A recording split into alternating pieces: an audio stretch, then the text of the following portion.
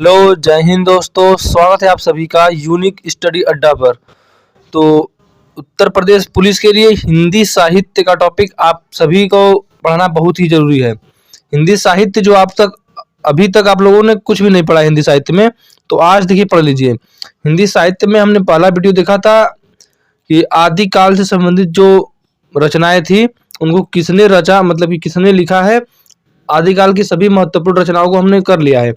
आज हम लोग भक्ति काल की रचनाओं के बारे में जानेंगे। भक्ति काल में 5-6 कवि हैं, इनके बस रचनाओं को आपको याद रखना है। तो सबसे महत्वपूर्ण तो आप सभी को पता है कि तुलसीदास है, सूरदास है, नंददास है, मीराबाई है, मलिक मोहम्मद जायसी हैं। ये सभी भक्ति काल के कुछ कवि हैं।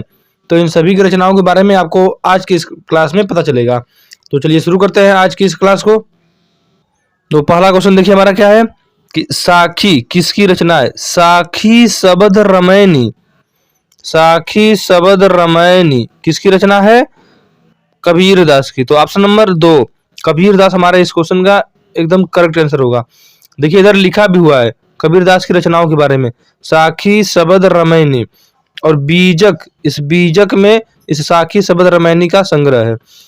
तो बीजक, अब किसने बीजक को लिखा। कबीरदास तो अनपढ़ थे, यानी पढ़े लिखे नहीं थे, तो इनका एक शिष्य थे, इनके एक शिष्य थे धर्मदास।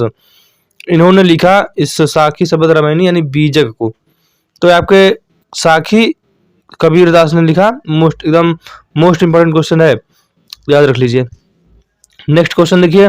नेक्स्ट क्वेश्चन है कि गोवर्धन लीला, गोवर्धन लीला के रचयिता कौन है। तो गोवर्धन लीला उम्मीद है आप सभी लोग पहली बार सुन रहे होंगे, लेकिन इंपॉर्टेंट है परीक्षा की दृष्टि से। गोवर्धन लीला, नाग लीला, लीला लीला आ जाए यानी गोवर्धन लीला, नाग लीला, इसके रचयिता कौन है। तो सूरदास। ऑप्शन नंबर 2 सूरदास गोवर्धन लीला नाग लीला के रचयिता है। देखिए इधर उनके रचनाओं के बारे में लिखा हुआ है। सूरदास की रचनाएं कौन सी हैं। सुरसागर, सुरसरावली, साहित्य लहरी, सुर पच्चीसी, नागलीला, भ्रमर गीत, और एक यहाँ पर है गोवर्धन लीला। यानी इतनी रचनाएं सूरदास के आप सभी को याद रखना है। अभी तक आप सभी को केवल सुरसागर, सुरसरावली, साहित्य लहरी, सुर पच्चीसी पता होगा, लेकिन आज 2-3 और रचनाएं हैं, नागलीला, भ्रमर गीत और गोवर्धन लीला। इनको भी आपको याद रखना है सूरदास की रचनाओं से। नेक्स्ट क्वेश्चन देख लेते हैं हम लोग। अगला क्वेश्चन देखिए क्या है कि मोस्ट इंपोर्टेंट क्वेश्चन, एकदम स्टार लगा लीजिए, ट्रिपल स्टार क्वेश्चन है। रामलला नहचू, रामलला नहचू किसकी रचना है। तो ऑप्शन नंबर ए में है रहीम दास, बी में कबीर दास, सी में सूरदास, डी में है तुलसीदास। तो रामलला नहचू बोल दे कभी, श्री रामचरित मानस बोल दे, कवितावली, गीतावली, दोहावली, कृष्ण गीतावली, रामाज्ञा प्रश्नावली, हनुमान बहुक, ये सभी रचनाएं किसकी हैं। तो ऑप्शन नंबर 4 तुलसीदास, तुलसीदास की रचनाएं हैं ये सभी। देखिए यहाँ पर लिखा है इनकी सभी मोस्ट इंपोर्टेंट रचनाएं। कुछ और रचनाएं हैं तुलसीदास की, उसको हम लोग आगे देख लेंगे। तो ये सभी रचनाएं आप सभी को याद होना चाहिए। कबीरदास की कौन सी रचना थी। तो कबीरदास की रचना थी बीजक, साखी शबद रामायणी। सूरदास की रचना थी आपकी सुरसागर, सुरसरावली, साहित्य लहरी, सुर पच्चीसी, गोवर्धन लीला, नाग लीला, भ्रमर गीत। पीछे हमने देखा, अभी यहाँ पर देखिए सब है। इस सभी को आपको याद रखना है। केवल 5-6 कवि हैं भक्ति काल से, इनके ही रचनाओं को आपको याद रखना है। नेक्स्ट देखिए पार्वती मंगल किसकी रचना है। तो पार्वती मंगल, जानकी मंगल, वैराग्य संदीपनी, बरवे रामायण, ये सभी रचनाएं हैं तुलसीदास की। ऑप्शन नंबर 4 इसका भी एकदम करेक्ट आंसर हो जाएगा। तो देखिए यहाँ पर लिखा हुआ है श्री रामचरितमानस, कवितावली, गीतावली, दोहावली, पार्वती मंगल, जानकी मंगल, वैराग्य संदीपनी, बरवे रामायण। पार्वती मंगल, जानकी मंगल इंपॉर्टेंट क्वेश्चन है। नेक्स्ट क्वेश्चन देखिए विनय पत्रिका, विनय पत्रिका तो आपका छूट ही गया, किसकी रचना है। स्टार लगा लीजिए, 5 स्टार क्वेश्चन है। विनय पत्रिका, विनय पत्रिका किसकी रचना है। तो ऑप्शन नंबर 4 यहाँ पर भी तुलसीदास की रचना है विनय पत्रिका। इन्हीं की रचना है गीतावली, दोहावली, कृष्ण गीतावली, विनय पत्रिका, जानकी मंगल, पार्वती मंगल, ये सभी रचनाएं हैं आपके तुलसीदास की।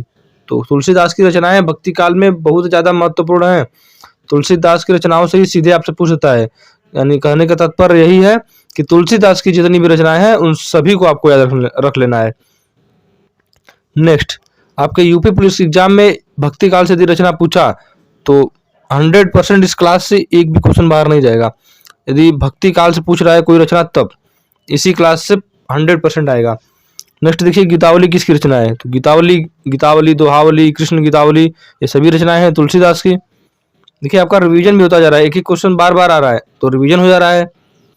नेक्स्ट देखिए पद्मावत किसकी रचना है, तो पद्मावत किसकी रचना है, तो आप सभी को पता होगा पद्मावत मलिक मोहम्मद जायसी। ऑप्शन नंबर 2 मलिक मोहम्मद जायसी की रचना है पद्मावत। अब इनकी कुछ और रचना है मलिक मोहम्मद जायसी की, जैसे अखरावट, आखिरी कलाम और चित्ररेखा, 3 रचनाएं यहाँ पर और एक पद्मावत, ये 4 रचनाएं आपको मलिक मोहम्मद जायसी से याद रखना है। मोस्ट इंपॉर्टेंट, अति महत्वपूर्ण, आपके उत्तर प्रदेश पुलिस की परीक्षा की दृष्टि से बहुत ही महत्वपूर्ण है। तो अखरावट, आखिरी कलाम, चित्ररेखा और पद्मावत मलिक मोहम्मद जायसी की रचनाएं हैं।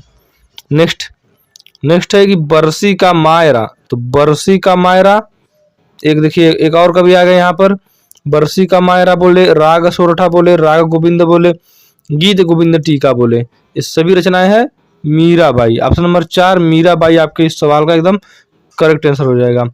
मीराबाई, बरसी का मायरा, देखिए याद करना कितना इजी है, राग सोरठा, राग गोविंद, गीत गोविंद टीका, राग सोरठा, राग गोविंद, गीत गोविंद टीका और बरसी का मायरा, 3-4 बार केवल याद करेंगे आपको याद हो जाएगा, मन में रट लीजिए आपको याद हो जाएगा। तो मीराबाई की 4 रचनाएं आपको याद रखना है मोस्ट इंपॉर्टेंट रूप से।